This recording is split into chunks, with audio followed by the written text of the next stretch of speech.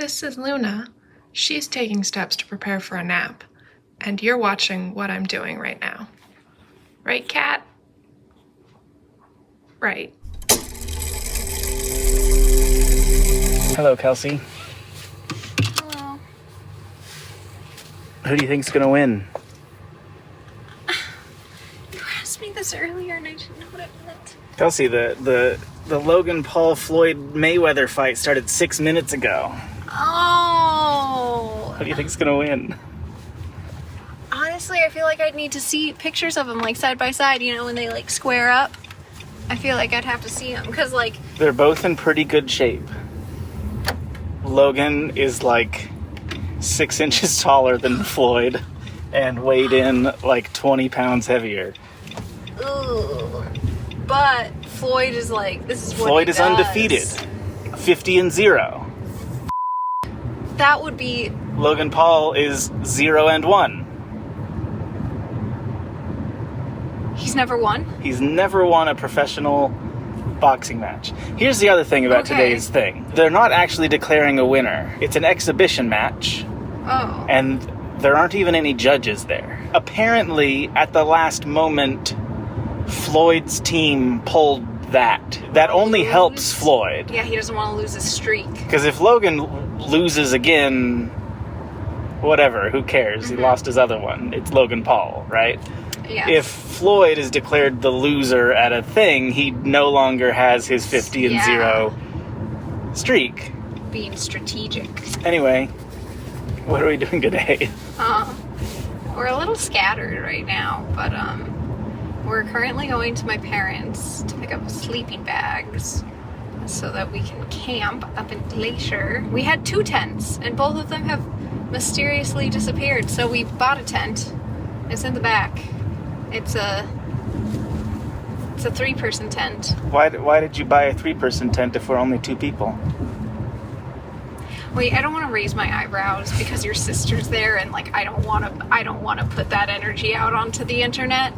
Now that's what I call yikes. Brings it all to you with 20 chart-topping hits from 20 problematic artists. Call now. Anyway, so you know how usually whenever I go to Glacier, the vlog that comes out of it is like big and huge and like epic, and it takes me like 6 months to edit the thing? Yes. Are you not going to film? I purposefully didn't bring a bunch of film equipment on this one. Just because this guy? In real life, it has only been like 5 days since I finished editing the last Glacier video, and now we're going back to Glacier. And I'm not excited about the idea of tomorrow night arriving back home, having filmed like 4 hours of stuff on the Blackmagic Ursa that needs to be processed and colored and writing music for a big thing. So, this Glacier video is going to be low-budget Glacier. We're just going to rely on our personalities to carry the vlog. We're going to rely on whatever natural beauty this little lens on this little iPhone can capture. Okay.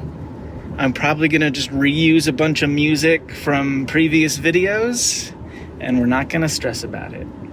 This Glacier video is not going to hang me up for 5 months. More than it was at the end of like 8 months. September? Many months, many moons. October, November, December, and then it went up at like the end of May. October, November, December, January, March, April, May.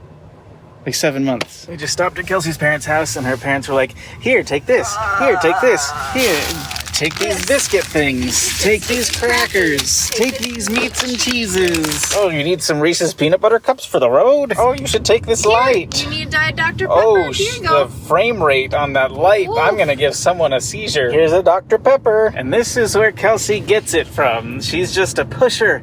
She tries to give everybody all the things, and it makes people go, it's too much. It's overwhelming. Then my parents get sad when I don't take the things. And now I know why I get sad when people don't take the things. They've created a monster! Imagine all the ways that we're going to mess up our children. To be clear, that is not an announcement of any sort, any shape or form. Legit just took my birth control, so...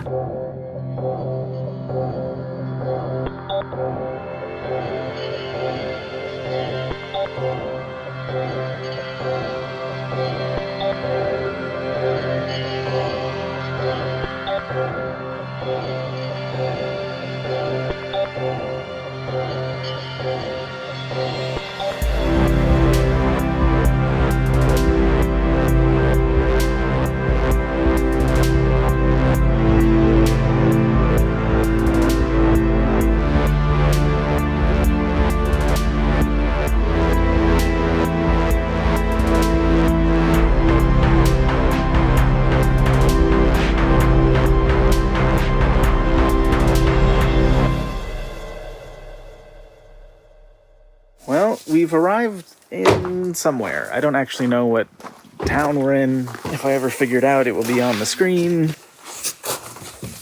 Oh, yeah. Hello. Hi. There was a bit of a change of plans, right? Because we were going to stay at this campground, but it turned out that it was closed. Yeah. So we purchased this tent earlier. So why is it that you are up here in Glacier? I applied to write about Glacier National Park for an anthology called Campfire Stories. They're publishing volume 2. And so yeah, I had applied and they accepted my application. They gave me a little bit of travel money, but turns out to be not sufficient for what has gone on. But that's life, and now we're here in a hotel. When you write for a publication like that, they own the copyright, I assume? Like, I have to make sure that if it's ever published somewhere else, that I just ask for their permission. But I still, as the author, retain the rights to it. How long do you think the finished thing's gonna be? Is it like I have a max of 2,500 words, so it's not going to be really that long. Yeah, so I don't really know what I'm going to condense my experience into. Do you have, because you've been up here for a few days now, have you had experiences that have gotten gears turning in your head about like what your angle's going to be? I think so. I've been really curious about just the notions of boundaries and how, like, in what instances can they or should they exist, and what instances shouldn't they exist. So, like, the boundaries of a national park, you have the Canadian border, but now there's the, like, Waterton Glacier International Peace Park or whatever. They agreed to, like, kind of have those open boundaries for recreation and obviously for animals, so there's no like giant wall or anything, and so it's interesting that two countries have had to like negotiate that boundary. But then there's like the boundaries of like right here at East Glacier where there's reservation and then National Park Service, and that relationship is, you know, probably not the best, especially because the history of this section, like with the ceded strip and how it's technically still supposed to be reservation land, but then also personal, like our societal boundaries, like we require space from others, and so when is it okay to set boundaries? But then when is it like not okay when it comes to like land management and things of that nature? Are we currently in Glacier or on the reservation? I think the boundary is literally that highway right here. So did we cross into Glacier or into the reservation? Actually, I don't know. Maybe the boundary is like behind the buildings.